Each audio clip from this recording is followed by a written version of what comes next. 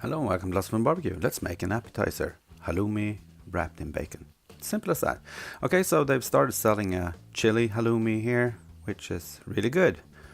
And here Helena is making an entree with it. She's cutting them into sticks and wrapping each stick with the bacon, as long as the bacon lasted actually. So we wrapped half of them and half we left as they were.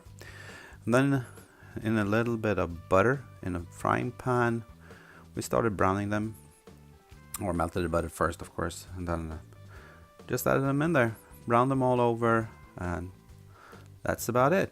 It was really good, but I won't keep you from it. I will give you a taste test.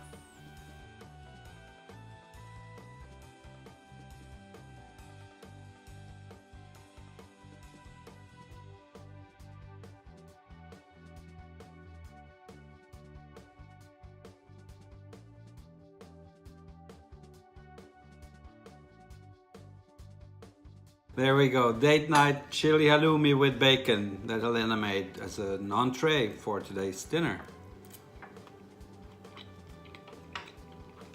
It's really good.